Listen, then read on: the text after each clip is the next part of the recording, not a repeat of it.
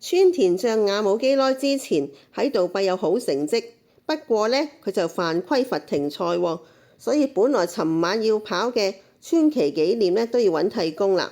馬主揾咗莫雷拉做替工，由於係臨時替工啊，所以尋晚莫雷拉呢喺日本跑夜馬就只係得一隻馬啫。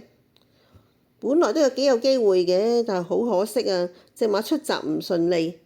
我睇啲日本人話隻馬失蹄喎，結果跑第6。佢又有獎金收，馬主都有，佢可以袋落袋嗰份啊唔多，20,000零蚊港紙都好過冇啦。捧佢場嗰啲馬迷就梗係輸啦，話下次要報仇攞翻喎。日本人就係咁樣㗎啦，有賭未為輸。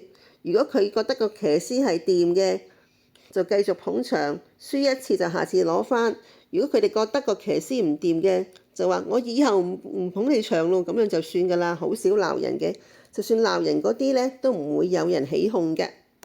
尋日莫雷拉隻馬出閘失蹄，嗰啲日本人反而話佢好功夫，因為佢哋認為呢，第二啲騎師遇到同樣嘅情況，可能跌咗落嚟㗎啦。莫雷拉乜事都冇，仲可以維持喺馬背度控制翻隻馬，跑過第6，已經係非常好㗎啦。以後嘅日本大杯賽好似高月賞啊、櫻花賞啊，莫雷拉都已經有坐騎咯。至於佢之前騎住贏咗高松宮紀念嗰一隻你見夢境呢，而家已經報咗名跑香港嘅冠軍賽馬日啦。阿莫雷拉贏咗高松宮紀念嘅時候都做過訪問，話好想隻馬遠征香港，佢亦都好期待翻嚟比賽喎。贏咗高松宮紀念之後，佢好開心㗎，因為呢，佢下一年喺日本客串嗰個條件又可以進一步達成咯。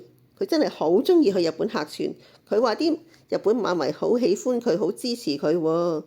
尋日跑夜馬嘅時候，佢出沙圈都有好多人同佢影咗相㗎，甚至有細路仔嗌佢添，佢都不知幾好笑容咁樣回應。甚至啲日本賽馬業嘅記者啊，都會捉住佢影相嘅。大家睇下呢張合照，係佢出賽之前影嘅。如果喺香港有咁嘅情況呢，香港馬會似乎唔多 like 嘅喎，或者都要睇下係邊個啦。如果馬會冠軍又咁受歡迎呢，馬會啲高層可能不亦樂乎呢。不過都唔會有㗎啦。有邊個會覺得馬會冠軍係好應該受歡迎嘅呢？我諗你訪問下全香港啲馬迷都冇乜邊個話係㗎噃。